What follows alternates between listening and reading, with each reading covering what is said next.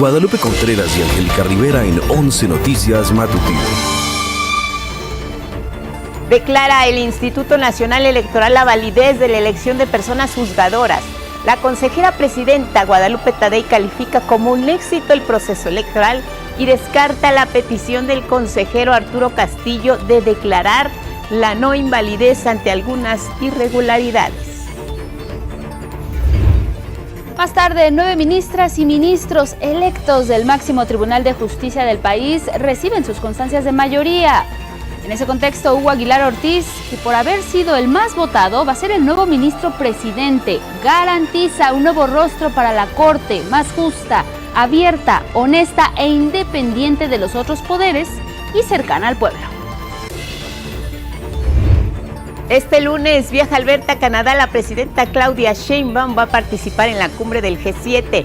Tendrá varios encuentros importantes con líderes de este foro, entre ellos con el presidente de Estados Unidos, Donald Trump. Se espera hable sobre la política migratoria que ha generado manifestaciones en distintas ciudades de Estados Unidos. Le tendremos el reporte en vivo con nuestro enviado especial. También nos vamos a enlazar hasta Los Ángeles, California, con nuestro enviado especial Luis A. Méndez para que nos informe de las jornadas de manifestaciones de este fin de semana denominadas No Kings. Se realizaron en varias ciudades norteamericanas contra las redadas de ICE, que en algunos casos fueron dispersadas por la fuerza pública. En más del mundo, continúan los ataques entre Israel e Irán. El ejército israelí bombardeó bases de cohetes en Irán.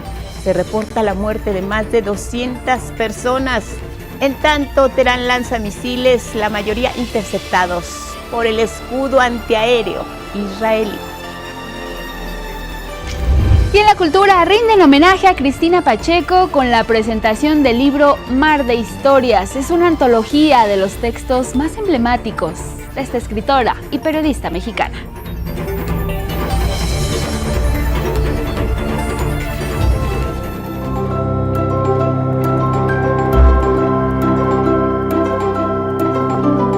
Siempre nos acompaña y nunca dejará de sorprendernos la naturaleza. Una elefanta salva de no ahogarse a una cría de gacela, un rescate que se ha hecho viral. En las imágenes vemos cómo la elefanta de nombre Trompita, al notar precisamente el peligro, se acerca con rapidez, usa su trompa, la ayuda a salir del agua a este pequeño animalito que estaba ya luchando por mantenerse a flote. Esto ocurrió en el zoológico La Aurora, donde los paseantes fueron testigos de este suceso y así lo compartieron. Sin duda, la elefanta tuvo un noble gesto por el instinto de ser madre y salvar a un pequeño animal. Así la naturaleza, con estas lecciones de vida, siempre maravillosa.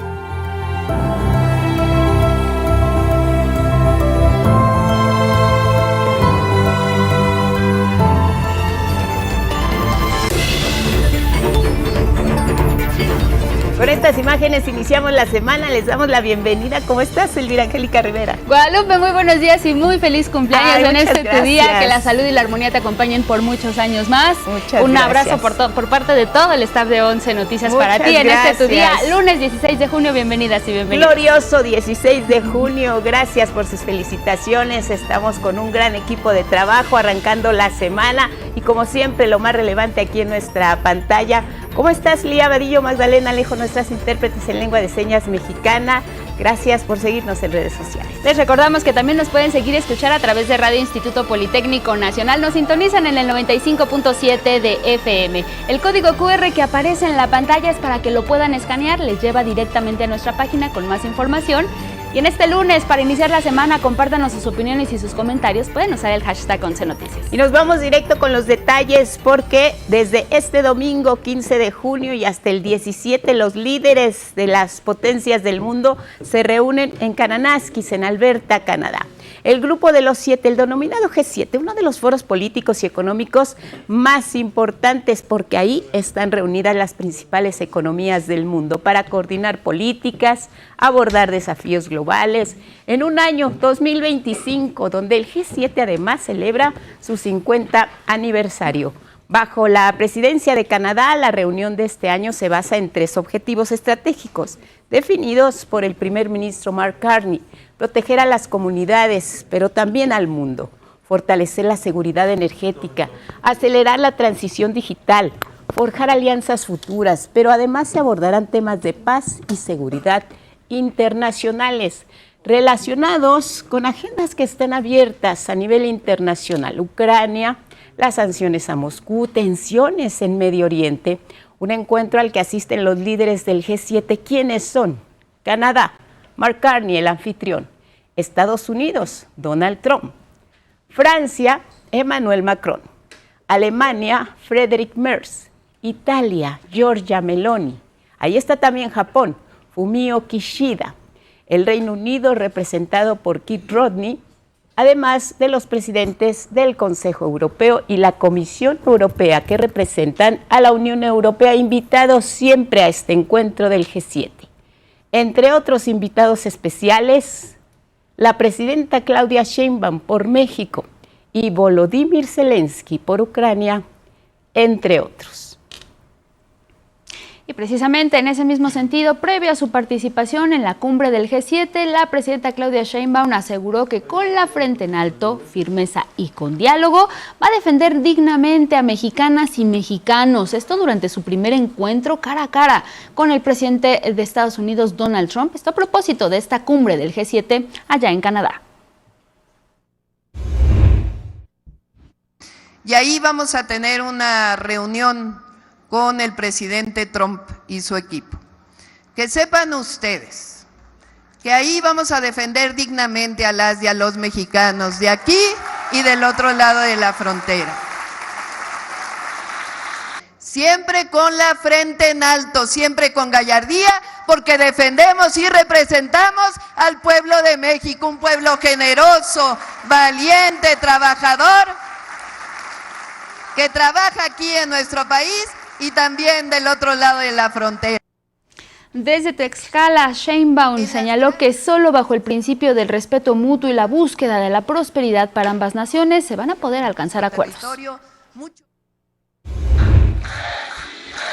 Vamos siempre, como somos los mexicanos, porque así somos nosotros, firmes con nuestra convicción, pero también siempre con diálogo, buscando siempre acuerdos para el bienestar de nuestras naciones y de nuestros pueblos, a defender a las mexicanas y a los mexicanos y siempre a decir que cuando estamos juntos, pues somos más fuertes. Cuando nos respetamos entre nosotros, somos más fuertes. Y es que hay que recordar que en la conferencia matutina de este viernes, la presidenta ratificó que siempre es conveniente una buena relación entre Estados Unidos y México, porque somos socios comerciales, tenemos más de 3,000 kilómetros de frontera en común y nuestra vinculación económica es sumamente estrecha. Nos vamos en vivo y en directo hasta Kananaskis, en Alberta, Canadá, el enviado especial de 11 Noticias, Arturo Arellano, con la agenda presidencial. Ahí estará Claudia Sheinbaum. ¿Cómo estás, Arturo? Buenos días, adelante. Buenos días, Lupita, Angélica, amigos del auditorio del 11. Pues sí, como lo comentas, el día de hoy ya inician formalmente los trabajos de esta cumbre del G7 y como lo mencionabas, el G7 significan las 7 economías más importantes del mundo. Solo como dato, Lupita, ellos representan el 58% del Producto Interno Bruto a nivel global. Como bien lo mencionas, el día de ayer dieron a conocer la agenda de la presidenta Claudia Sheinbaum Pardo. Se espera que en estos momentos la presidenta ya venga para Vancouver, va a hacer una parada en Vancouver y luego vuela a Calgary, que es el aeropuerto más cercano al punto de reunión del G7. Ella estaría llegando más o menos a las 3:30 de la tarde al aeropuerto de Calgary, aquí en Canadá, e inmediatamente a las 6 de la tarde sostiene una reunión muy importante con el Consejo Empresarial de Canadá. Eso sería el día de hoy, lo que se tiene previsto hasta el momento. Para mañana martes, como tú lo mencionas, tiene 5 reuniones muy importantes. La primera, pues, es la foto inicial del G7, la foto grupal que se toman tradicionalmente. A las 11:40 tiene una relación trilateral con el Consejo Europeo y la Comisión Europea. A las 12:20 de la mañana, una reunión bilateral con el primer ministro de la India, el señor Modi. Y a la 1 de la tarde va a ser la reunión plenaria del G7. Ahí se analizan diversos temas, como tú lo has dicho. Hay que mencionar que esta cumbre se da en medio de tensiones geopolíticas, como lo has mencionado, y tensiones también comerciales. Esto, como lo sabemos, por los aranceles que impuso Donald Trump a todo el mundo y por los recientes bombardeos que se han dado en Oriente Medio. También te comento, Lupita, que a las 3:40 de la tarde del día martes, bueno, pues se tiene previsto que se dé esta reunión, la primera reunión de la presidenta Claudia Sheinbaum Pardo con el presidente Donald Trump. Cabe recordar, Lupita, que ellos han tenido 7 llamadas telefónicas, pero esta sería la primera reunión cara a cara que tienen. Y bueno, va a hablar la presidenta, como tú lo mencionas, lo acabamos de ver, viene a defender, lo que ella dijo es que viene a defender dignamente los derechos de las y los mexicanos que viven y trabajan en Estados Unidos, no solo para la sociedad, sino para la economía de ese país. También ella ha hablado de que va a pedir una reforma, que va a solicitar una reforma integral migratoria en la cual se reconozca el valor de las y los mexicanos en ese país. La presidenta cierra su participación el día martes a las 17:40 con el primer ministro de Canadá, Mark Carney. Esta es la reunión bilateral que tendría, la última reunión que tendría el día martes.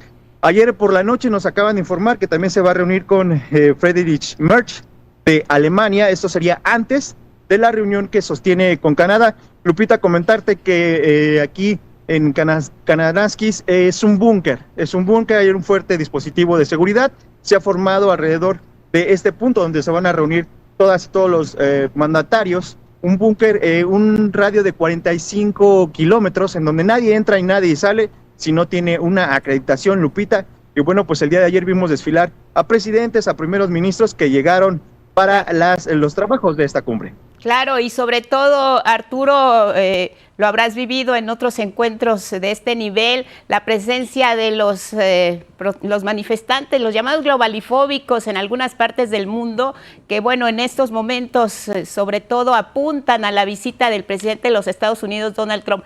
¿Ya arribó el presidente Trump allá a Canadá? Sí, de hecho, el día de ayer se tenía prevista su llegada a las 8:30 de la noche, al aeropuerto igual de Calgary, que te comento es el más cercano que hay en al punto de Kananaskis, que está más o menos a 2 horas, Lupita.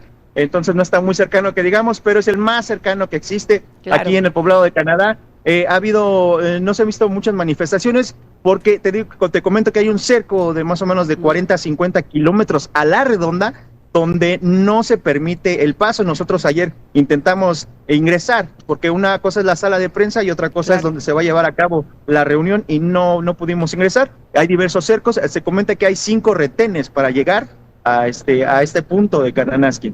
Bueno, pues estaremos pendientes de la agenda de la presidenta Claudia Sheinbaum, que ya parte de México rumbo a Canadá, y estaremos atentos a esta importante realización del G7, donde México va a tener un papel fundamental. Arturo, gracias por la información, pendientes de tus reportes. Buenos días.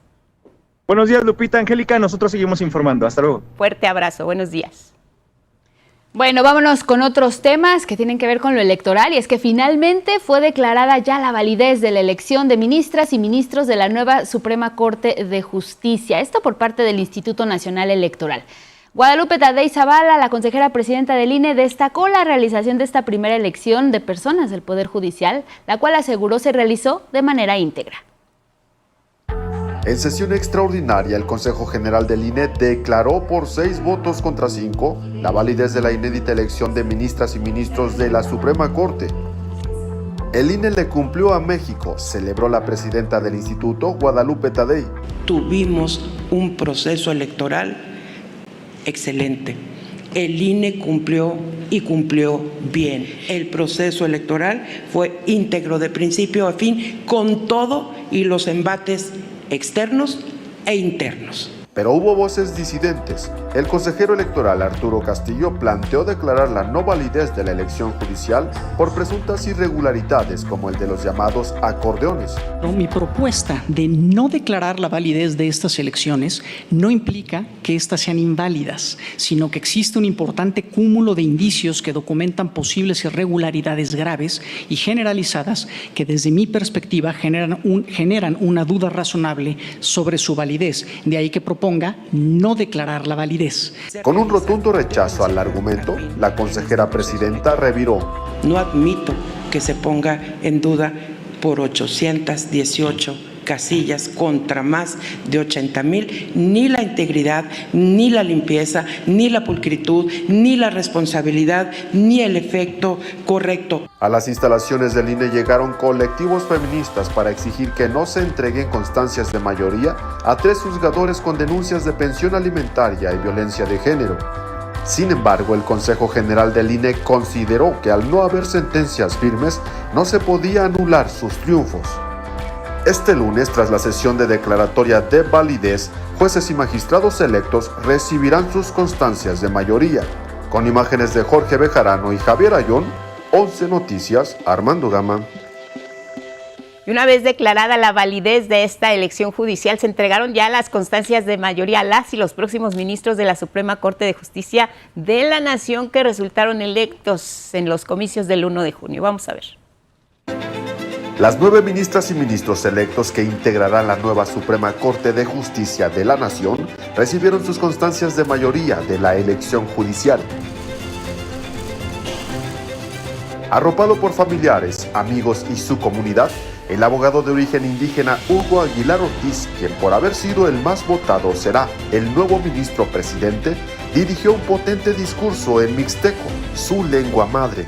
Bidnachi iki kanusheku iki mandana shinisa. De manera inédita, recibió una segunda constancia de mayoría escrita en su idioma materno. El documento le fue entregado por la secretaria ejecutiva del INE, Claudia Espino, también indígena rarámuri.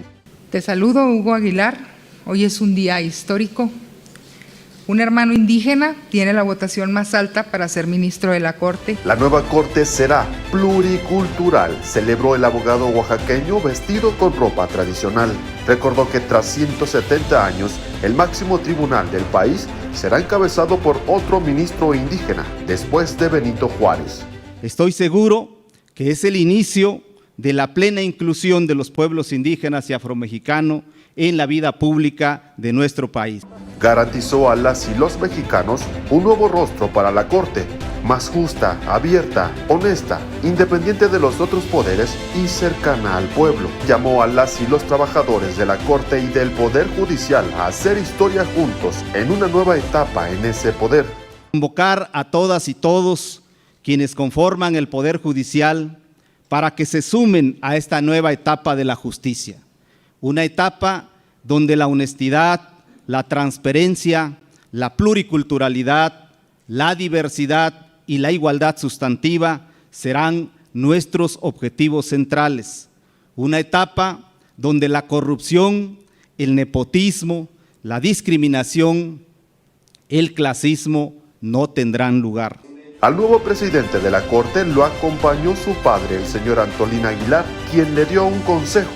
Que no se le olvide de que de los pueblos indígenas salió y así que seguirá siendo humilde y sencillo. Este domingo también recibieron sus constancias de mayoría las y los ministros electos Lenia Batres Guadarrama, Yasmín Esquivel, Loreta Ortiz Hall, María Estela Ríos González, Giovanni Azael Figueroa Mejía, Irving Espinosa Betanzo, Aristides Guerrero García y Sara Irene Herrerías. Los 9 rendirán protesta como ministros y ministras de la Corte el próximo 1 de septiembre. Con imágenes de Jorge Bejarano y Javier Ayón, 11 Noticias, Armando Gama. Y precisamente vamos a revisar cuál será esta nueva conformación de la Suprema Corte de Justicia de la Nación, que estará a partir del 1 de septiembre. Y es que mire, el máximo tribunal del país va a estar presidido a partir de este día que le menciono por el abogado de origen oaxaqueño Hugo Aguilar Ortiz. Él fue el más votado al obtener 6.195.000 votos, es decir, el 5.3% de la votación total. Hugo Aguilar se desempeñaba como coordinador de derechos indígenas en el Instituto Nacional de los Pueblos Indígenas, el INPI.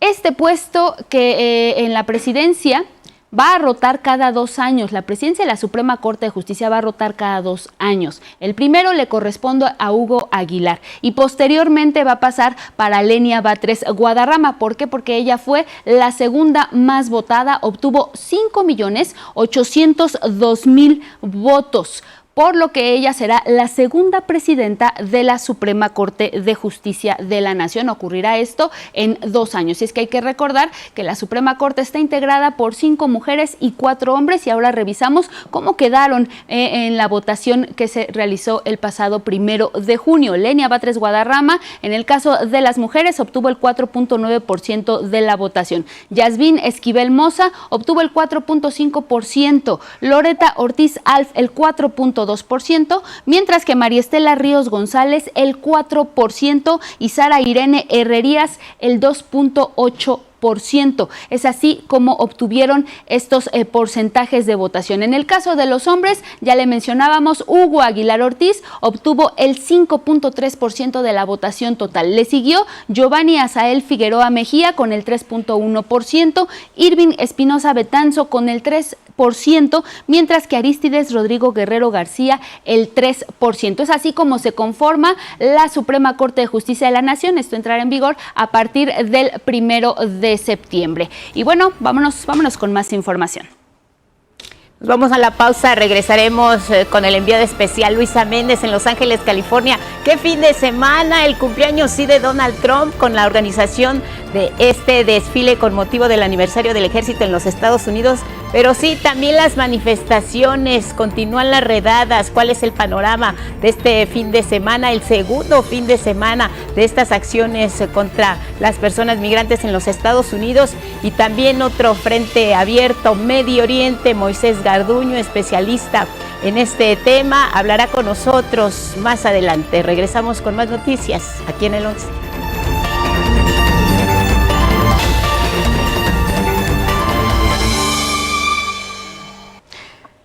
Con 6:30 de la mañana, nos vamos hasta Los Ángeles, California. Ahí están nuestros enviados especiales, Luisa Méndez, también Baruch González. Nos tienen todos los detalles de lo que está ocurriendo pues allá, después de unos días de estas manifestaciones masivas, no solo en Los Ángeles, California, sino en todo el país. Luis, te saludo, muy buenos días.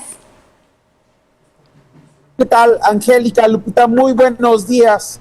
Pues este fin de semana vivimos una de las movilizaciones más fuertes en cuanto a presencia de migrantes, tanto en la ciudad de Los Ángeles, California, como en diferentes ciudades de Estados Unidos. Esto en el marco de las movilizaciones que se llamaron No a los Días de Reyes, esto por los señalamientos a Donald Trump, por este perfil autoritario que lo está caracterizando. Por ello es que les preparamos la siguiente nota. Vamos a verla.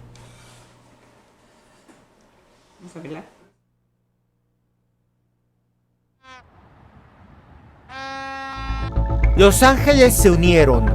En la ciudad de California, más de 30,000 personas reclamaron un territorio sin reyes ni monarcas.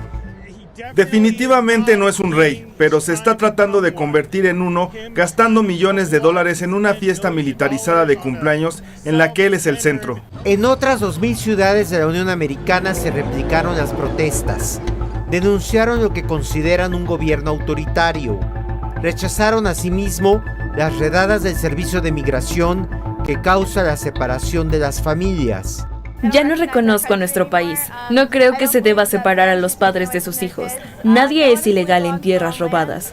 Y cuando nuestro presidente no escucha a nuestros tribunales, estamos en una situación muy delicada. Ahora, afortunadamente, en nuestros países ha habido una mejoría. Entonces, le digo yo a mi esposo, ahora hay más democracia en México que en Estados Unidos. Debemos asegurarnos de luchar por los derechos de los demás. Si uno cae, todos caemos. Mi esposa es mexicana, mis hijos son mexicanos, mitad negros. ¿Por qué elegiste este disfraz? Porque es mejor enfocarse en la comedia en lugar de la violencia. En Los Ángeles, aún con militares resguardando edificios federales, la movilización se mantuvo pacífica hasta el atardecer. Pasada las 5 se declaró ilegal la reunión y la policía de Los Ángeles desalojó el centro histórico, lo que detonó enfrentamientos.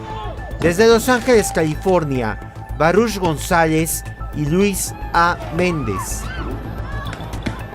Angélica, pues así fueron los momentos de esta marcha. Hay que señalar que todavía el día de ayer domingo tuvimos registro de la realización de redadas por parte del Servicio de Migración y Aduanas de Estados Unidos, pero estas redadas se han concentrado ahora hacia afuera del centro de Los Ángeles, en estas comunidades afuera del centro histórico, y es ahí donde ICE está entrando para hacer estas detenciones. Hay señalamientos incluso, los cuales se han mantenido a lo largo de las semanas, que están deteniendo a ciudadanos estadounidenses solo por la apariencia que tienen las personas, por lo que se hacen el tipo de detenciones en la ciudad de Los Ángeles. Angélica. Ahora bien, Luis, si bien, como mencionas, pues esto ocurrió durante el fin de semana, pero también hubo declaraciones recientes del presidente Donald Trump en donde aparentemente va a endurecer nuevamente pues estas detenciones, particularmente en ciudades pues consideradas o gobernadas por demócratas, y de alguna forma pues esto nuevamente estaría en tensión en toda la zona, particularmente ahí en Los Ángeles. Sí, así es. Hay que recordar que justo el estado de California es un estado, y la ciudad de Los Ángeles son estados, y el estado y la ciudad están gobernados por demócratas. También Nueva York, la ciudad, que es una ciudad santuario, está gobernada por demócratas. Y es justo en este tipo de ciudades en donde el presidente Donald Trump anunció que se van a endurecer las redadas. Hay que recordar también, Angélica, esta batalla legal que se está dando, por lo menos aquí en California, por parte del gobernador Gavin Newsom, quien ya ha tenido, digamos, de alguna manera, unos enfrentamientos legales en los que se les ha concedido la razón sobre quién tiene el mando de la Guardia Nacional para que opere o no en el estado. Por un momento, el fin de semana, tuvimos la noticia que un tribunal había determinado que era el gobernador Gavin Newsom, y posteriormente se revocó esta decisión y se le regresó a Donald Trump. Entonces es parte de esta política, tanto a nivel de detenciones de migración, así como en esta disputa legal, Angélica. Bien, Luis, y nada más consultarte, ¿el toque de queda sigue como se había mantenido la semana pasada o está suspendido? Sí, hay que recordar que este toque de queda, de acuerdo a la alcaldesa Karen Bass, empieza a funcionar de las 8 de la noche a las 6 de la mañana. En estos momentos está por amanecer. Justo ya hay algunos negocios que empiezan a abrir. Muy bien. Este toque de queda que funciona en digamos, una parte pequeña del centro histórico, en un perímetro delimitado, bueno, pues se ha mantenido, y la alcaldesa Karen Bass ha dicho que se mantendrá de acuerdo a la situación que se tenga. Es decir, hasta ahorita se ha declarado como un toque de queda permanente, Angélica. Muy bien, por lo pronto sigue. Pues Luis A. Méndez, te agradecemos la información que nos has proporcionado. Seguiremos pendiente en los siguientes enlaces. También un saludo a Baruch González. Buenos días. Le seguiremos reportando. Muy buenos días. Gracias, gracias. Vamos con más. Y sí, mientras miles de personas en Estados Unidos marchaban contra esta política antiinmigrante de Donald Trump, en Washington, D.C., ahí lo vemos, al mandatario de Estados Unidos encabezando este desfile militar. Son 250 años del ejército de los Estados Unidos, vehículos militares, helicópteros, aviones, la potencia número 1 bajo este desfile tan emblemático, que también coincidió con el cumpleaños número 79 del presidente de Estados Unidos, Donald Trump, donde feliz, contento por el desfile, por su cumpleaños. Nada le preocupa al presidente de Estados Unidos, al menos eso parece, y por ello envió el siguiente mensaje. Los enemigos de Estados Unidos han aprendido que si amenazan al pueblo de Estados Unidos, nuestros soldados irán por ustedes. Su derrota será segura y su caída será definitiva. Y también este sábado en Minnesota, allá en Estados Unidos, la legisladora estatal, la demócrata Melissa Hortman, y su esposo fueron asesinados en su domicilio, esto por un hombre armado. El sospechoso se hizo pasar por policía y escapó, esto tras intercambiar disparos con los agentes del orden. La policía detuvo la noche del domingo al sospechoso ya de este ataque, identificado como Vance Luderbodel, de 57 años de edad. Mi buena amiga y colega, la presidenta de la Cámara de Representantes, Melissa Hortman, y su esposo Mark fueron asesinados a tiros esta mañana, en lo que parece ser un asesinato con motivos políticos. Este fue un acto de violencia política selectiva. El diálogo pacífico es la base de nuestra democracia. No resolvemos nuestras diferencias con violencia ni a punta de pistola. Es que, como lo escuchaba, el gobernador de Minnesota, Tim Walz, informó que previamente en otro ataque, ese mismo agresor también hirió al senador John Hoffman y a su esposa, quienes fueron operados e intervenidos de emergencia. Vámonos a la agenda politécnica. Conoceremos cómo el Instituto Politécnico Nacional, en colaboración con otras universidades, está trabajando para aprovechar la información satelital de la NASA y así identificar los nuevos ciclos de la lluvia en México generados a raíz del cambio climático. Es Judith Hernández.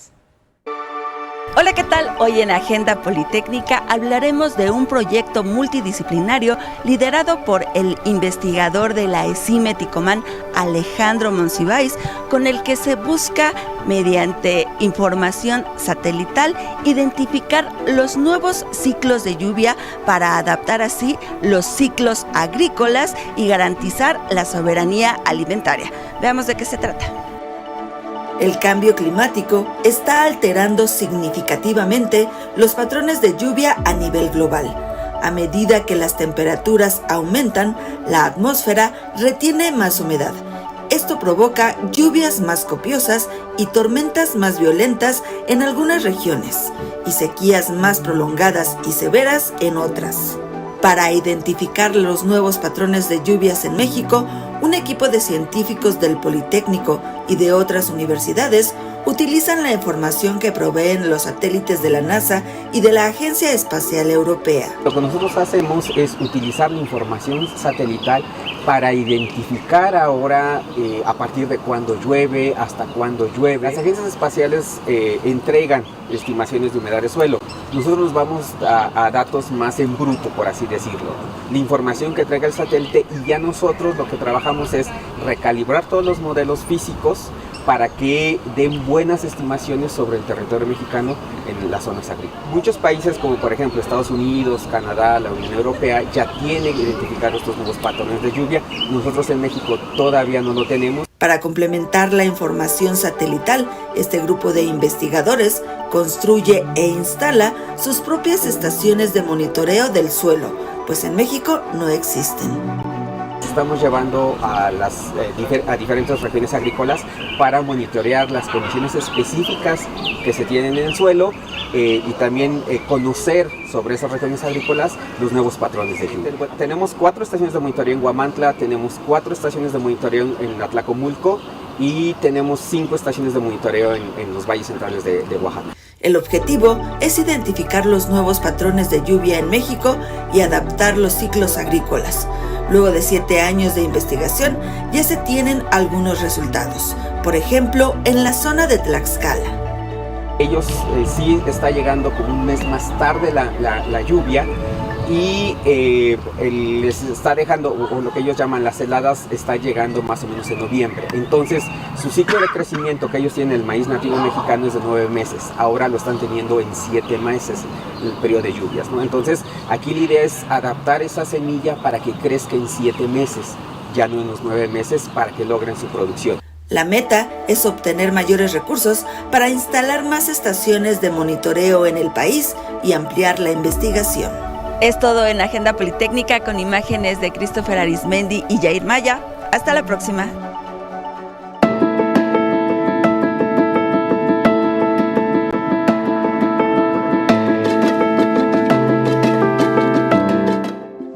Tormenta tropical en el Pacífico. Más detalles del estado del tiempo. Rafa Guadarrama, buenos días, bienvenido. Muy buenos días, Angie. Con mucho gusto de saludarte. Vamos a ver cómo está el estado del tiempo justamente este día. La madrugada de este lunes, la amplia circulación de la tormenta tropical Dalila ocasionó lluvias puntuales intensas en zonas de Nayarit y Jalisco, muy fuertes en Michoacán, Sinaloa y fuertes en Colima.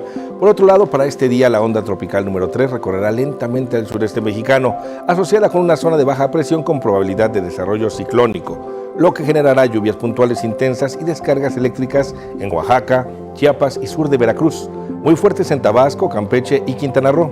así como chubascos en Yucatán. Se prevé que esta onda tropical número 3 será absorbida por esta baja presión con probabilidad para un desarrollo ciclónico, lo que generará lluvias muy fuertes con descargas eléctricas en esta región, con lluvias puntuales intensas en Veracruz, Guerrero, Oaxaca y Chiapas. Asimismo, canales de baja presión sobre el interior del país en interacción con inestabilidad atmosférica y el ingreso de humedad del Océano Pacífico y Golfo de México originarán lluvias fuertes a muy fuertes, acompañadas con descargas eléctricas en estas regiones, incluyendo el Valle de México. Además, se pronostican lluvias puntuales intensas en Michoacán y en Guerrero. Y bueno, vamos al pronóstico regional. En el sureste se espera un cielo nublado con lluvias puntuales intensas en Guerrero, Oaxaca y Chiapas, todas con descargas eléctricas y posible caída de granizo. Además, podrían originar el incremento en los niveles de ríos y arroyos, deslaves, inundaciones, encharcamientos y visibilidad reducida. En el occidente se prevé un cielo nublado durante el día con lluvias puntuales intensas en Michoacán, así como muy fuertes en Nayarit, Jalisco y Colima, todas con descargas eléctricas y posible caída de granizo. Además, podrían originar el incremento en los niveles de ríos y arroyos, deslaves, inundaciones, encharcamientos y también visibilidad reducida. En el norte se espera un cielo medio nublado a nublado durante el día con lluvias puntuales fuertes en Sinaloa, las cuales se acompañarán con descargas eléctricas y podrían originar el incremento en los niveles de ríos, arroyos y bueno, pues todos estos problemas asociados a estas lluvias fuertes. También habrá lluvias aisladas en Sonora y pues vamos a ver ahora qué nos depara para la zona centro del país. Habrá cielo nublado a mayor parte del día con lluvias muy puntuales y fuertes en Guanajuato y Puebla, así como fuertes en Querétaro, Hidalgo, Tlaxcala y Morelos. Y en la península de Yucatán se prevé que por la mañana el cielo esté medio nublado y haya ambiente cálido durante la tarde. El ambiente será caluroso a muy caluroso, con chubascos acompañados con descargas eléctricas en Campeche, Yucatán y Quintana Roo, las cuales podrían originar deslaves, encharcamientos y por supuesto visibilidad reducida. Finalmente, en el noroeste, en esta región se prevé un cielo medio nublado a nublado durante el día, con lluvias puntuales muy fuertes en Zacatecas y fuertes en Durango, Coahuila, Nuevo León, San Luis Potosí y Aguascalientes, las cuales podrían originar justamente este incremento de ríos, arroyos, deslaves, por lo que las personas tienen que poner mucha atención y estar atentos a los avisos de las autoridades. Habrá chubascos en Chihuahua. Y bueno, esta es la información del estado del tiempo. Que pasen una excelente semana.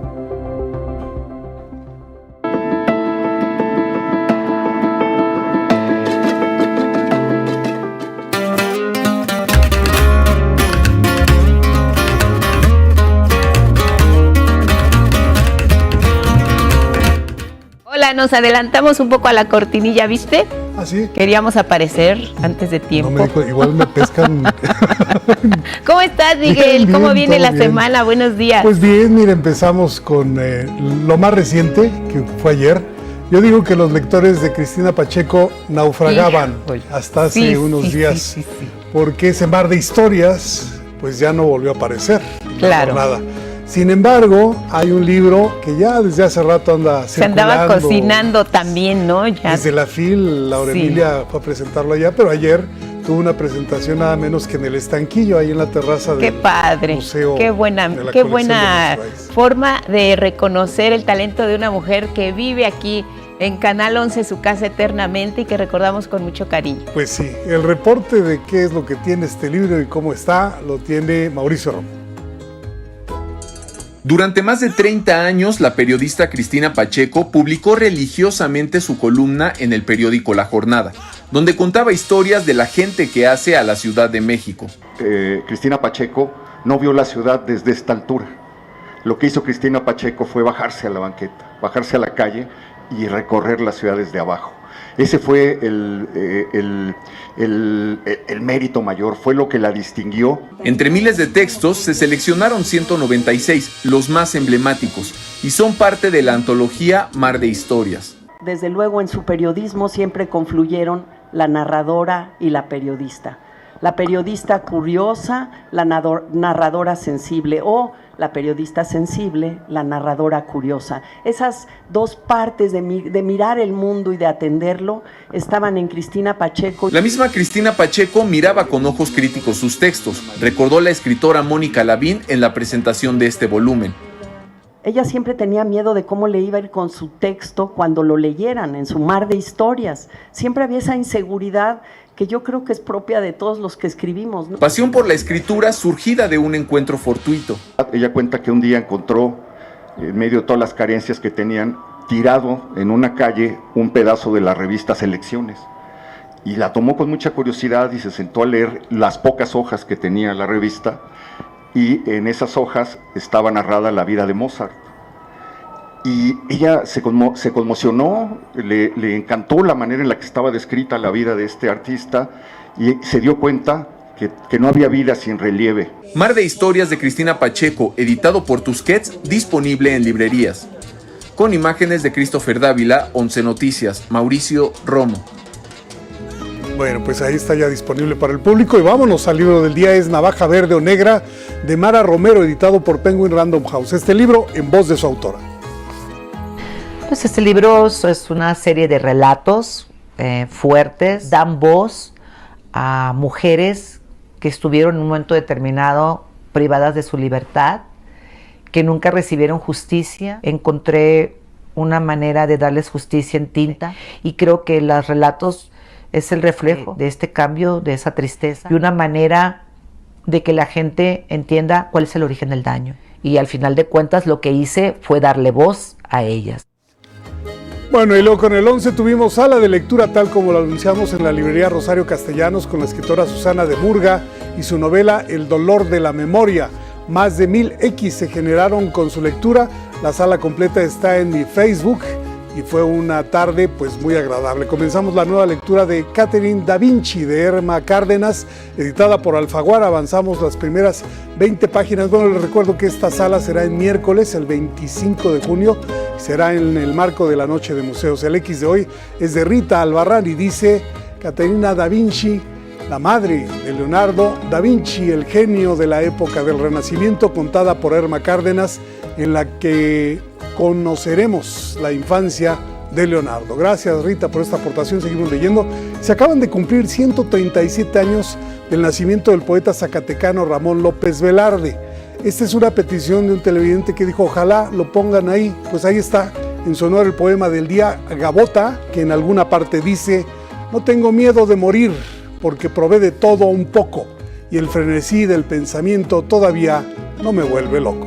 Quien lo solicite lo comparto completo por X, @Miguel D, solo la D, L.A. Cruz. Hasta aquí, Cultura. Probé de todo un poco y con frenesí. ¡Ay! Bueno, López Velarde. Gavota me llamó el nombre, la atención, no gaviota, Gavota. Que Gavota, quien tenga curiosidad con esa palabra cierra el poema. Se los dejo de tarea. Ay, Miguel, pues gracias porque la gente se suma a tu sección de poesía, ¿no? Primera vez que alguien dice, a ver si lo pone porque es aniversario. Ya, claro, no, pero se vale pedir, ¿no? Claro, es más, deberían pedir más. Vamos a hacer nuestra lista de peticiones. Miguel, gracias. Gracias. Esperamos que te la hayas pasado muy bien en el Día del Padre también. Es cierto. Es cierto, se te ve contento. Vamos con eso. Así es, y es que este domingo, 15 de junio, el tercer domingo del mes, se celebró el Día del Padre aquí en México. Les compartimos cómo festejaron algunas familias mexicanas esta fecha. Ser papá es una experiencia muy valiosa porque no cualquiera tiene esa fortuna de tener hijos. Hay quienes no tienen y hay quienes, aunque quieran, no han podido, circunstancias, pero yo no me arrepiento de haber sido papá. Es una experiencia muy bonita. Pues es bien pesado, me caen gordos. No, pues es mucha alegría, es mucha tranquilidad. Día del Padre, la oportunidad perfecta para celebrar a quien ha sido muchas veces un héroe, guía, maestro, consejero, amigo y ejemplo. Se siente bien, sobre todo cuando se les educa, se les dan principios y los valores que puedan dar en un momento dado, y los resultados se tienen a esta edad. Pues no me lo imaginaba, o sea, y sí, lo veía muy lejano, pero pues no sabía la responsabilidad y lo bonito que era. Sí, pero yo creo que de otra forma. Con un desayuno, un rico almuerzo, un helado, un paseo y, ¿por qué no?, raspando la chancla en la Alameda. Así es como hoy festejaron algunos en la Ciudad de México. Pues ahorita aquí bailando. Hoy en la mañana fuimos a desayunar con mis hijos. Venimos a comer a la Friki, también estábamos celebrando su cumpleaños que es mañana, pero pues igual andamos caminando y dando una vueltita ahí. Desde la mañana que me regalaron unos tenis, nos fuimos a comer helados, a comer churros, como lo dije siempre en familia con ellos, y ahorita pues un rato a bailar, ¿no? A estar contentos, a estar pues que nada con mi familia, que es el mejor regalo que tengo. Son padres, pero también son abuelos orgullosos. Doblemente ser padre, doblemente ser padre.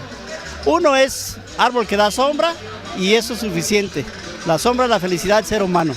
Que vivan siempre las paternidades amorosas y respetuosas que han sido responsables. Son unos hijos maravillosos los que tengo. Sí.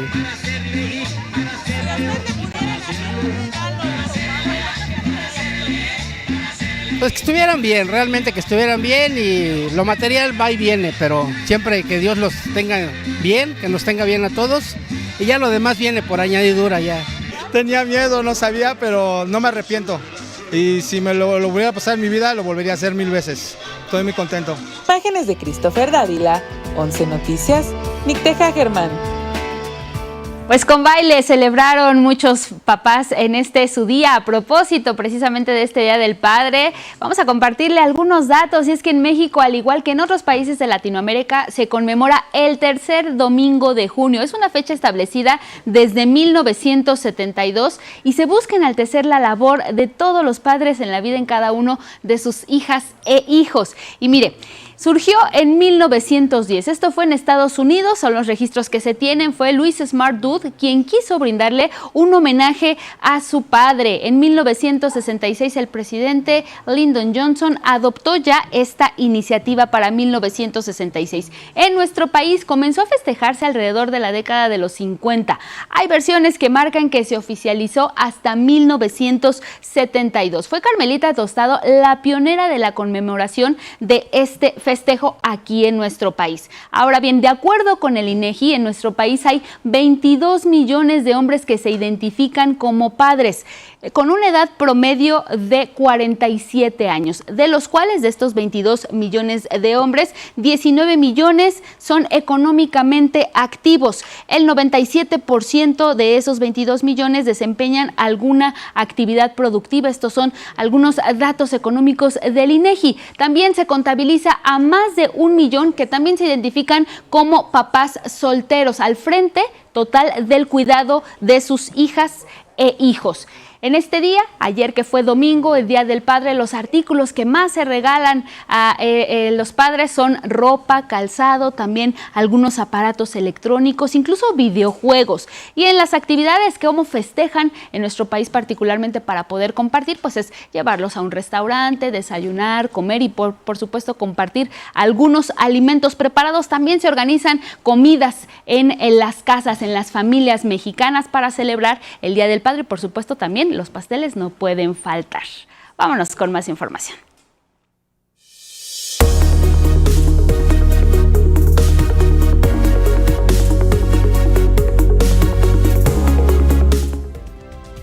Vámonos a las primeras planas esta mañana a las 6:56 en la hora del centro. Revisamos, ya lo sabe, se quedan en nuestro portal toda la información en vivo, nuestro noticiario, La Mañanera del Pueblo, nuestros micrositios. Chéquelos, ahí tiene todo lo que necesita saber. La información está actualizada minuto a minuto, así que no lo pierda de vista. Vámonos a revisar qué dicen los diarios, qué recuperan de las últimas horas. Por supuesto, están los temas internacionales ocupando la atención de las planas y así lo dice Milenio. Estados Unidos encarcela más a nativos que a migrantes, documenta la ONG. Bombardeo a Israel. En Israel no da respiro a Gaza pese a choque con Irán.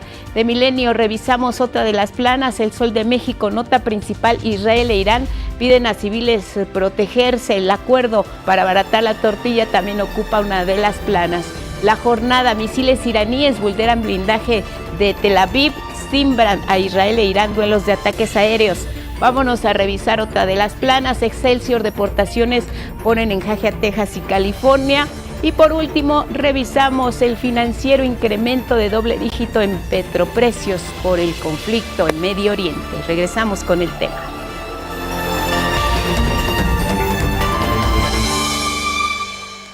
7 de la mañana en el tiempo del centro y medio en Medio Oriente, los ataques entre Israel e Irán continúan, y es que Israel bombardeó bases de cohetes dentro de Irán. Ahí fallecieron 224 personas. Por su parte, Irán lanzó misiles hacia Israel. La mayoría fueron interceptados por el escudo antiaéreo. Fallecieron al menos 13 personas. El Papa León XIV demandó dialogar a Israel y a Irán. La situación en Irán e Israel se ha deteriorado gravemente, y en un momento tan delicado me veo obligado a renovar enérgicamente un llamamiento a la responsabilidad y la razón. El compromiso de construir un mundo más seguro, libre de la amenaza nuclear, debe continuar mediante un diálogo respetuoso y sincero. En tanto, el presidente de Estados Unidos, Donald Trump, refirió este domingo que podría alcanzarse un acuerdo entre ambas partes. Creo que es hora de un acuerdo, aunque a veces tienen que luchar, pero veremos qué pasa. Creo que hay buenas posibilidades de que haya un acuerdo. Y aquí en la Ciudad de México se realizó una concurrida marcha para exigir a Israel detener los bombardeos sobre Gaza y Palestina y retirarse de la también ocupada Cisjordania. No es guerra, es genocidio, se leía en varios de los carteles. A romper relaciones con Israel también eran las consignas, así las corearon los manifestantes.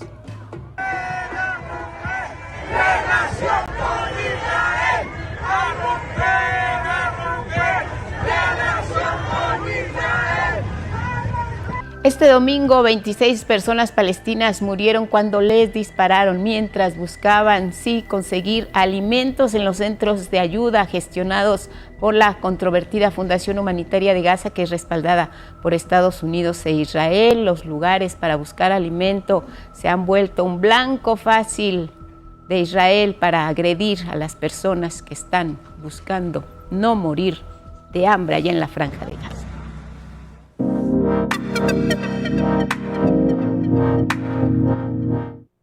Y precisamente para poder abordar este tema y comprenderlo un poco más, agradecemos esta mañana al profesor Moisés Garduño, experto en estudios de Medio Oriente y Relaciones Internacionales y profesor de la Facultad de Ciencias Políticas y Sociales de la UNAM. Buenos días, Moisés, bienvenido. ¿Qué tal, Moisés? Buenos días, Angélica y Guadalupe. Un gusto saludarles y saludos a la audiencia. Gracias por esta comunicación. Y bueno, profesor, pues arrancar preguntando sobre esta situación que se está viviendo, el cuarto día ya de ataques. No cesan estas ofensivas de Israel hacia Irán, Irán también hacia Israel. Y bueno, las bajas humanas pues se siguen sumando por cientos incluso. Es una situación que parece no controlarse. Para comprender un poco esto que está ocurriendo allá en Medio Oriente, profesor, ¿qué es lo que estaría buscando Benjamín Netanyahu a partir de que inicie esta ofensiva contra Irán? Después de los ataques ya experimentados, podemos cambiar el marco de interpretación del ataque israelí de la madrugada del día 13. Y yo creo que el nuevo marco tiene que ser ver esta operación militar israelí ya no como una provocación contra el programa nuclear, sino más bien una operación ya de cambio de régimen. Si nosotros analizamos los blancos que atacó Israel en el primer ataque, nosotros podremos observar que se dieron de baja alrededor de unos 15 generales o jefes de altos mandos militares y además 2 importantes figuras del establishment de inteligencia de la República Islámica de Irán. Y con esto, si nosotros sumamos la detección de ataques en centros de almacenamiento de misiles, algunos puntos clave del ejército, pero sobre todo de la Guardia Revolucionaria iraní, podremos ver claramente que se trata de una operación para golpear la cúpula política del gobierno e incentivar algunos sectores políticos y sociales contrarios a la República Islámica de Irán para hacer este cambio de régimen en un escenario similar al de Bashar al-Assad en términos de objetivo político, aunque con muchas diferencias en términos militares, evidentemente por la extensión del país, por la profundidad estratégica de Irán y por la naturaleza de la operación militar. Sin embargo, a pesar de que este marco de interpretación ya se puede ver así, Irán sorprendió porque después del ataque recibido, de la sorpresa recibida, el envío de misiles hacia Tel Aviv ha podido constatar que Irán recuperó rápidamente la cadena de mando y con este envío de misiles en una ráfaga de 7 oleadas, pues podemos darnos cuenta que Irán está, al menos en estos momentos todavía, está muy lejos de rendirse en términos militares y de sucumbir ante esta interpretación de cambio de régimen que busca Benjamín Netanyahu. ¿Existe, Moisés, un riesgo latente del uso de armas nucleares que pudiera detonar una guerra más amplia en Medio Oriente, una guerra de alcances a otras regiones, a más actores involucrados? ¿Ves en el horizonte próximo que esto pueda ocurrir? La intervención de más actores es plausible, de hecho creo que ya lo hemos estado viendo de manera indirecta. Por ejemplo, hemos tenido información sobre la participación en un par de bombardeos de parte de los Houthis, también declaraciones por parte de políticos de Pakistán que se han inclinado hacia la parte iraní, y por supuesto también declaraciones desde Alemania, por ejemplo, para apoyar esta iniciativa bélica israelí. Y bueno, en el terreno todavía tenemos que esperar a ver qué otro involucramiento de actores regionales, como por ejemplo Turquía o como por ejemplo puede ser Rusia, pero ya no en el terreno, digamos, bélico, sino en el terreno diplomático, que también es otro tipo de intervención. Con respecto a lo de las armas nucleares, podría ser un escenario muy catastrófico, pero solamente si vemos que Irán, debido a este ataque recibido por Israel, acelera la producción de enriquecimiento de uranio, y entonces estaría listo para tener un artefacto nuclear para disuadir de llegar a este escenario. Lo que hemos visto desde hace muchos años es que Irán tiene un programa de enriquecimiento de uranio que controla el ciclo de enriquecimiento de uranio, pero no tiene una bomba nuclear, lo cual no hizo para no violar el Tratado de No Proliferación Nuclear, de cual es firmante desde 1968. Pero ahora, con este ataque israelí y con una discusión interna dentro de Irán, Israel lo que está haciendo es, en lugar de frenar el programa nuclear como supuestamente lo dice, creo que ahora podría estar acelerando el hecho de que Irán pudiera llegar a ese armamento, debido a la historia que ha acontecido en la región. Dos países vecinos de Irán fueron atacados por Estados Unidos en el 2001 y 2003 respectivamente, Afganistán e Irak, y en ese sentido Irán pues no quiere experimentar el mismo destino, y por eso estaría una discusión interna para ver si se sale del Tratado de No Proliferación Nuclear y pudiera llegar a ese artefacto. Sin embargo, todo cambia rápidamente y podríamos ver el equilibrio de la balanza en pocos días, al menos de que llegue un acuerdo diplomático, que eso es lo que todos queremos. Profesor, preguntarle precisamente sobre el papel de Estados Unidos, porque si bien escuchamos al presidente Donald Trump decir que busca que se alcance un acuerdo entre ambos países, entre Israel e Irán, pero de pronto parece que más bien juega un poco del lado de Israel. ¿El papel de Estados Unidos está empeorando o verdaderamente está ayudando a que se encuentre una solución en este conflicto? Y todavía el día de ayer se ubicó por diferentes centros de observación política el envío de 24 aeronaves que pueden trasladarse de Estados Unidos hacia sus bases en el Comando Central, que es el comando de los Estados Unidos que se encarga de la seguridad del Medio Oriente. Israel está dentro del Comando Central. Y esto podría significar dos cosas. Una, que Estados Unidos esté utilizando el término de diplomacia coercitiva, es decir, enviar estos aviones para hacerle notar a la República Islámica de Irán que tiene que negociar y volver a la mesa de negociaciones con Estados Unidos para prácticamente renunciar a su programa nuclear, o que estemos ante un inminente ingreso de los Estados Unidos al teatro de operaciones, debido a que las últimas 48 horas han sido desastrosas para Tel Aviv, en términos de que no se esperaban el envío de los misiles iraníes, sobre todo los misiles hipersónicos que han impactado en zonas estratégicas de Tel Aviv y del puerto de Haifa. Como Israel bombardeó Bandar Abbas, que es un puerto importantísimo para la economía iraní, de hecho ahora hay un nuevo ministro de Economía en Irán votado por el Parlamento el día de ayer, Irán respondió bombardeando el puerto de Haifa, y esto pues ha puesto también en diferentes problemas a los israelíes en términos estratégicos. Entonces Estados Unidos definitivamente siempre va a apoyar a Israel en términos geopolíticos.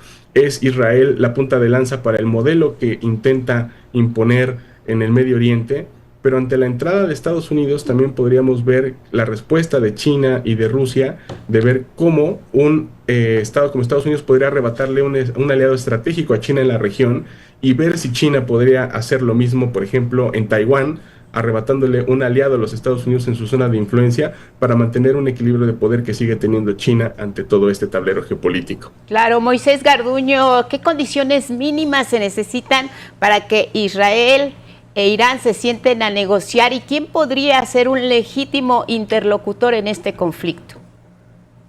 El interlocutor que teníamos durante las negociaciones nucleares entre Estados Unidos e Irán era el Sultanato de Omán.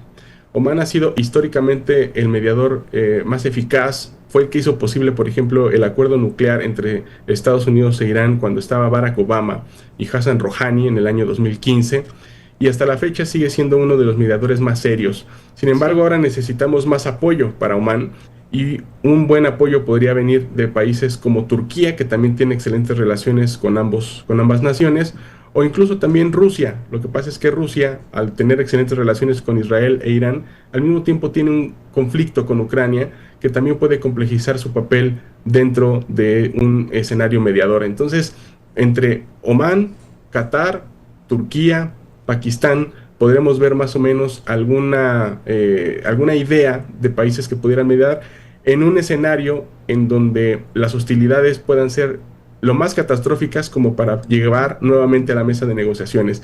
Es decir, bombazos en algún escenario delicado, centros de almacenamiento de amonio, algo que ponga en riesgo a la población civil en términos de algo que se saliera de control, claro. O incluso la falta de municiones también podría ser algo que podría llevarlos a negociar. Pero tenemos que esperar porque ambos países no están haciendo caso a las llamadas para ir a la mesa de negociaciones y están incentivando este envío de misiles, por ejemplo, en la parte de Irán, y las operaciones internas de Israel dentro de Teherán, que son las que están complejizando ambos escenarios en un equilibrio muy, muy, muy sólido, muy sostenido, pero catastrófico para la economía y para la sociedad en ambas naciones, Guadalupe. Así es. Bueno, pues ahí está, profesor Moisés Garduño, de la Facultad de Ciencias Políticas y Sociales de la UNAM. Agradecemos pues esta comunicación, seguiremos en contacto porque definitivamente pues el conflicto se ve lejos de que pueda terminarse por el momento. Gracias y buenos días. Gracias, Moisés. Buenos días. Un abrazo, buenos días. Gracias y pues nos vamos ahora con la ciencia. Rafa, ¿cómo estás? Qué gusto verte. Igualmente. Buenos días. Muy buenos días, con mucho gusto de saludarlas y por supuesto también a ti, Lupita, por tu cumpleaños. Muchas felicidades. Gracias, Rafa. Y bueno, pues ¿qué les parece si comenzamos con la información? Adelante. Sí, gracias. Bueno, pues hace 20 años el mariposario del Centro de Conservación de la Fauna Silvestre de Chapultepec salió de su capullo. Este recinto que recibe a miles de visitantes para que puedan disfrutar de pláticas, talleres y exposiciones. Para conocer más de estos detalles y de estos insectos voladores, celebró justamente su aniversario número 20. ¿Qué les parece si conozcamos un poquito más de este lugar? Con solo medio gramo de peso entrañan una de las maravillas biológicas más atractivas de los ecosistemas. Y es por ello que el Zoológico de Chapultepec, de la Ciudad de México, cuenta desde hace 20 años con un lugar específico para aprender sobre ellas. En el mariposario, explican por ejemplo que tienen el sentido del gusto en las patas. Prácticamente es decir que se paran en la comida y saborean con las patas, ¿no? Ese es un dato curioso. Otro dato curioso es que las mariposas no tienen como tal una mandíbula, sino tienen un popote que lo estiran como una espantasuegras, se llama espiritrompa, y lo desenvuelven y es el que usan para ingresar en las flores y poder succionar el néctar. Las mariposas asimismo son indicadores de la buena salud de los ecosistemas. Es lamentable y preocupante que cada vez se vean menos en zonas muy urbanizadas. En este recinto de 2 décadas de vida y que es administrado por una empresa de entretenimiento, se les procura la temperatura y humedad adecuadas. Tenemos un promedio de 15, 18 especies en este momento. Todas son especies tropicales que traemos de zonas tropicales de México, como Quintana Roo, Guerrero, Yucatán. O sea, son especies que se reproducen en granjas especiales que se traen aquí. Los ejemplares que se exhiben se adquieren de productores especializados. Llegan en etapa de orugas o pupas y aquí se liberan cuando realizan su metamorfosis. Tropical, tenemos una temperatura promedio de 28 grados, una humedad del 60 al 80%, por eso cuando entras se siente que como si llegaras, les decimos a la gente, como si llegaras a Acapulco o a Veracruz, ¿no? es el clima ideal para las mariposas que tenemos, entonces tenemos que mantener este clima para el bienestar de ellas. El mariposario de Chapultepec recibe cada semana alrededor de 1.500 visitantes, quienes conviven en primera fila con estos insectos tan necesarios. Con imágenes de Miguel Escobar y Yair Maya, 11 Noticias, Rafael Guadarrama. La bióloga estadounidense Mary Claire King fue galardonada con el Premio Princesa de Asturias en Investigación Científica y Técnica. La doctora Mary Claire King ha realizado contribuciones pioneras en la aplicación de la genética al estudio y prevención del cáncer, la similitud entre especies y la defensa de los derechos humanos.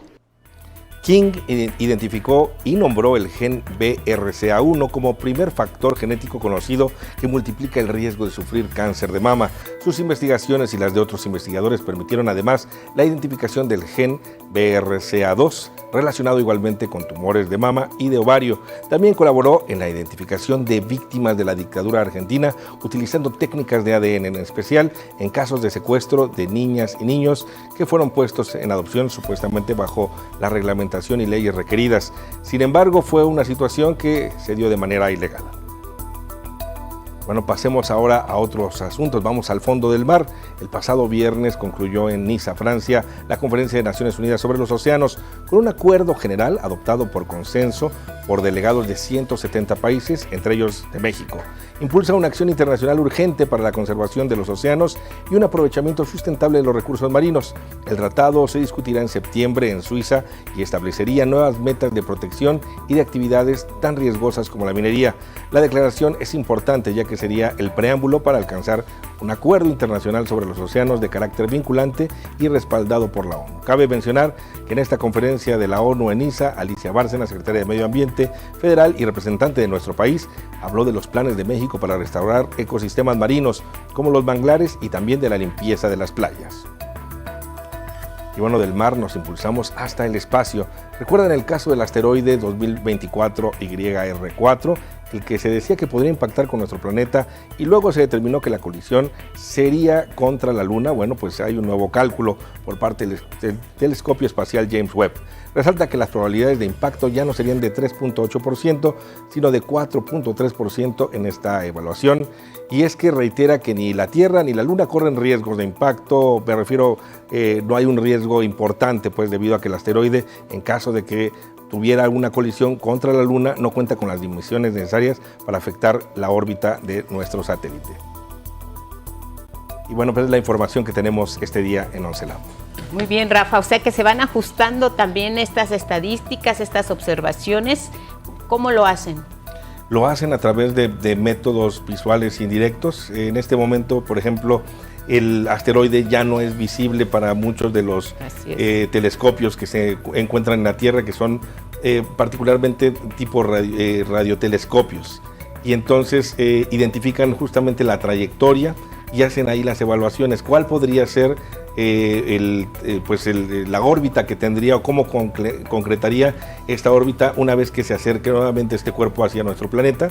Y en este momento el telescopio espacial James Webb justamente hizo un cálculo nuevamente. Es decir, de todas formas, el riesgo de impacto sigue siendo bajo, hay que mencionarlo. Claro. Estábamos hablando de 3.8 contra 4.3, ahora ya hay un ajuste hacia la Luna.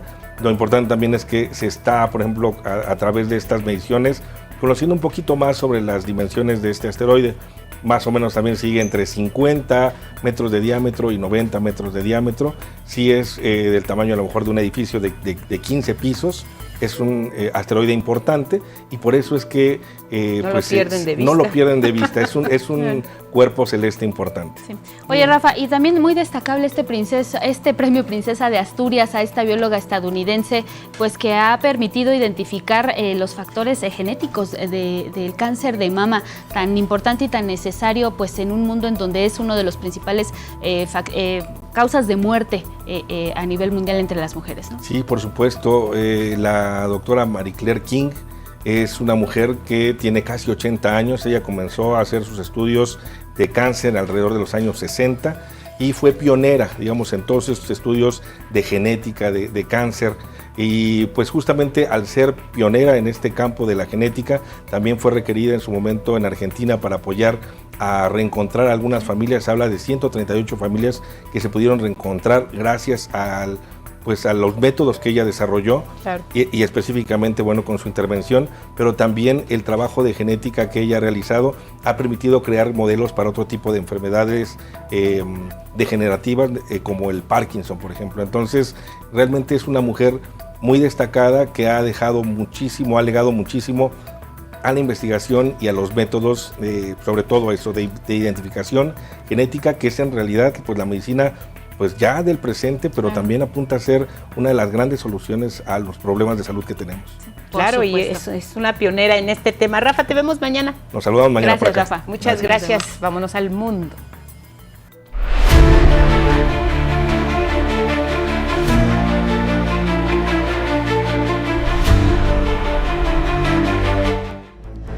Vámonos con información internacional, y es que mire, la Secretaría de Relaciones Exteriores dio a conocer que mexicanas y mexicanos, así como la representación diplomática en Irán, se encuentran bien. A través de un comunicado breve detalló que de los últimos ataques registrados en territorio iraní, la sede diplomática de México se mantiene en comunicación constante con las y los connacionales y también con sus familias. La Cancillería mexicana reiteró que ante cualquier emergencia es posible llamar a un número telefónico, aparece en su pantalla, 98 91 21 22 44 63. También la Cancillería indicó por redes sociales que los activistas que viajaron a Medio Oriente, esto para participar en la marcha global a Gaza, ya se encuentran en El Cairo, en Egipto. Y agregó que las y los integrantes están bien y se les ofreció ya asistencia consular en caso de que sea necesaria y requerida. Y es que mira, hay que recordar que la movilización mundial en la zona de guerra está conformada por más de 30 delegaciones de diferentes países del mundo. Alrededor de 1.500 personas conforman esta marcha global. Miles de personas se manifestaron en La Haya, en Países Bajos, para exigir a Israel detener el genocidio en curso en Palestina.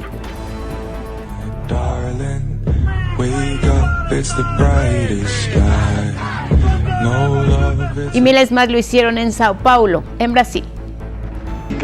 Libre, libre Palestina, libre. Y sí, en este contexto las personas palestinas siguen siendo las víctimas. Al menos 26 murieron cuando acudieron a un centro de distribución de comida en la controvertida empresa estadounidense Fundación Humanitaria de Gaza. Les contábamos esta parte triste de la historia. Buscan alimento y no lo encuentran. Y mire, la expresidenta de Nicaragua, Violeta Barrios de Chamorro, falleció el pasado sábado a los 95 años de edad. Fue la primera presidenta de Nicaragua y la primera jefa de Estado en todo el continente americano. Estuvo al mando de 1990 hacia 1997 y marcó la transición pacífica del poder, aunque enfrentó la oposición de los sandinistas y también dificultades económicas. Abolió el servicio militar obligatorio, concluyó el desarme de 20,000 guerrilleros contras y redujo al entonces Ejército Popular Sandinista de 85,000 a 15,000 soldados, además de que fortaleció la institucionalidad y la libertad de prensa. Con su política económica abrió al país al libre mercado y adoptó medidas de austeridad fiscal y privatización de empresas públicas. Al terminar su administración se retiró de la política. Fue en 2023 cuando se trasladó de Managua a Costa Rica. Esto fue en un autoexilio para estar cerca también de sus hijos. 3 de los 4 que fueron desterrados de Nicaragua por oponerse al presidente actual, Daniel Ortega. Desde nuestro país y bajo el lema "No queremos un rey", ciudadanas y ciudadanos estadounidenses que residen en esta capital se manifestaron en contra de las políticas de Donald Trump. Esto al mismo tiempo que sus connacionales lo hacían en territorio de la Unión Americana. Para protestar por lo que está haciendo Trump, está convirtiendo a Estados Unidos en una dictadura. Estoy aquí en la Ciudad de México en solidaridad con los que están en Estados Unidos. Llamamos al fin de las prácticas autoritarias de Trump, de las amenazas a la libertad de expresión, de prensa, de las universidades. Marcharon de la colonia Roma hacia la Embajada de Estados Unidos en Paseo de la Reforma, donde realizaron un mitin. ¡Fuera racismo! ¡Fuera racismo! Bueno, vamos a cambiar completamente de tema y regresamos con información nacional. Y es que mire, mi compañera Araceli Aranday nos comparte un trabajo sobre el maltrato que sufren adultas y adultos mayores aquí en México. Y es que en algunas ocasiones es ejercido por sus propios familiares. Con las canas llega la vulnerabilidad. Se hace evidente la falta de fuerza para detener los golpes o la agilidad verbal para gritar un no, un alto, un auxilio. A nivel mundial, cada año, 1 de cada 6 personas mayores de 60 años sufre malos tratos.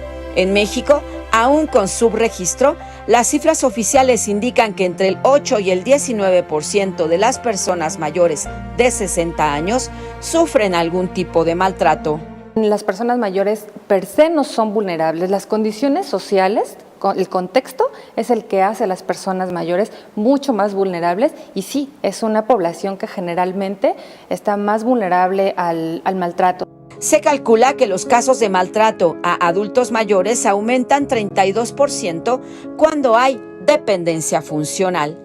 Además, los casos de maltrato se presentan con mayor frecuencia en las mujeres. Las mujeres viven con más frecuencia el maltrato, durante más tiempo además, o sea, traen como una trayectoria de vida viviendo maltrato. Y es una cuestión muy arraigada por las cuestiones de género. Entre las violencias que enfrentan las mujeres de 65 años o más está la violencia psicológica, seguida de la económica, la patrimonial y o discriminación.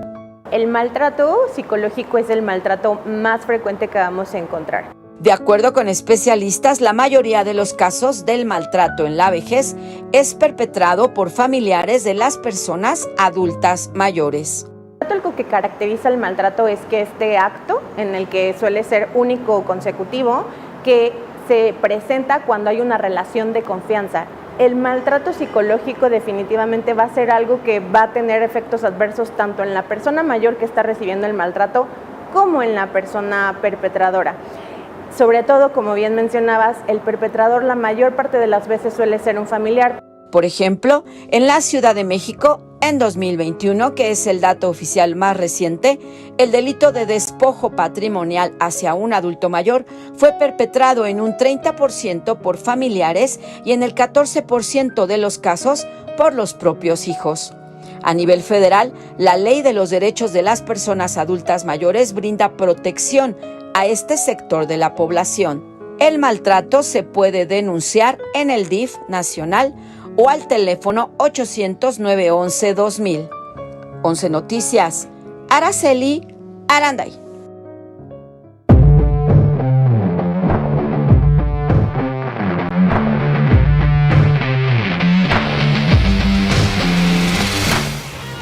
$7:28 a la hora del centro. Arrancamos con la información deportiva. Gabriel Sainz, ¿qué nos cuentas? Buenos días. ¿Qué tal, Lupita? Muy buenos días. Pues sí, vamos con la información deportiva porque este fin de semana los aficionados mexicanos del deporte motor disfrutaron de la NASCAR Cup Series y más de la aparición de nuestro compatriota Daniel Suárez. Aquí los detalles.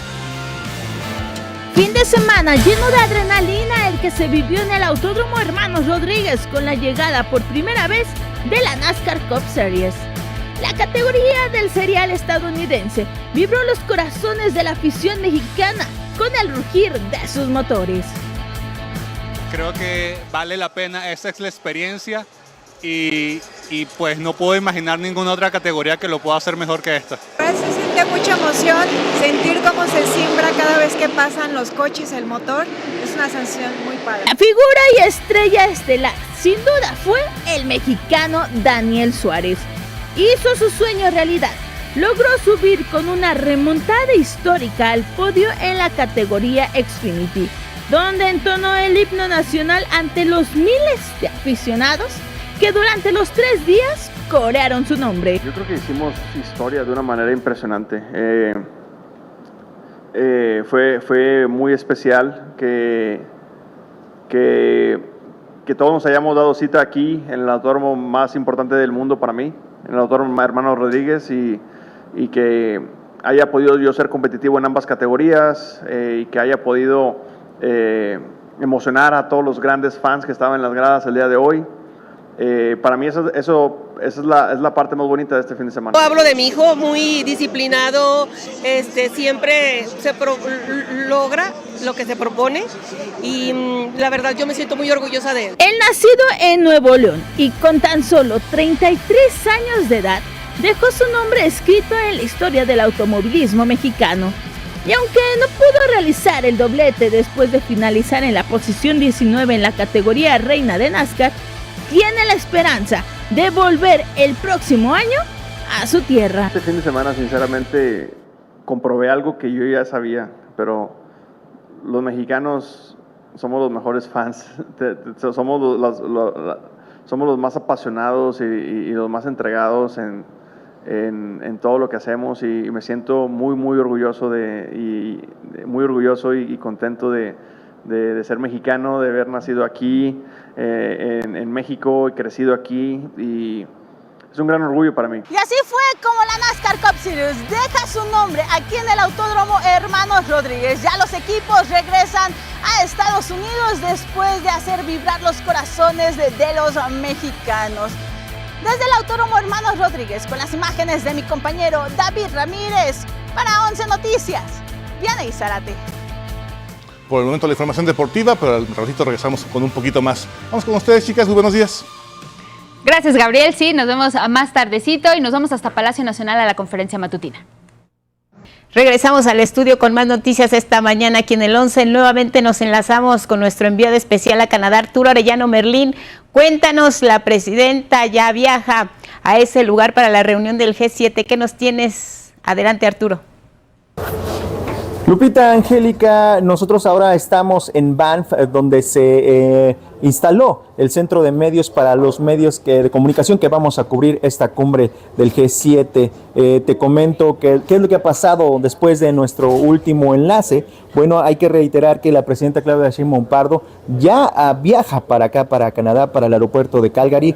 Antes de las 7 de la mañana, la presidenta dio un mensaje a través de sus redes sociales, de la red social X. Dice, salimos de la Ciudad de México a la cumbre del G7 en Canadá.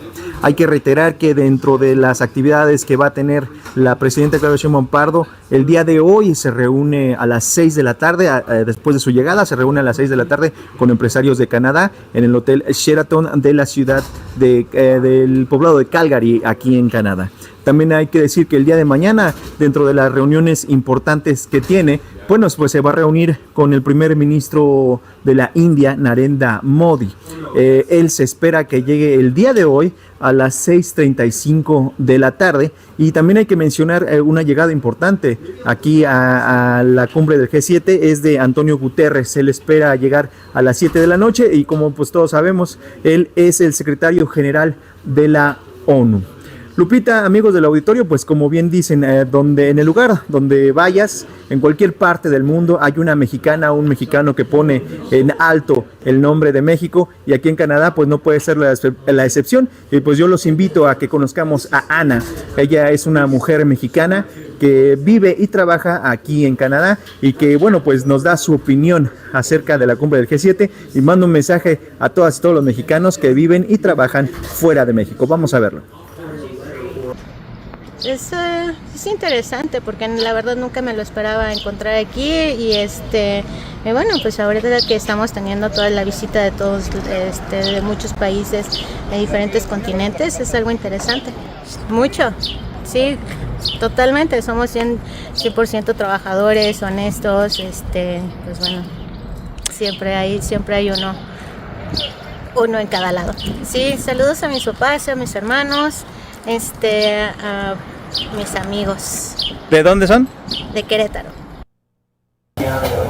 Y bueno, pues hasta aquí la información por el momento, Lupita. Nosotros nos vamos a trasladar más tarde a Calgary para la reunión que va a sostener la presidenta Claudia Sheinbaum Pardo con los empresarios. Nosotros volvemos al estudio y seguiremos informando. pendientes de tus reportes. La presidenta Claudia Sheinbaum por llegar a Canadá a la cumbre del G7 con reuniones de primer nivel. Gracias, Elvira Angélica Rivera, nos vamos. Nos vamos, Guadalupe, gracias a quienes nos acompañaron a través de Radio IPN y las redes sociales. Que tenga un excelente inicio de semana. Buenos días. Buenos días.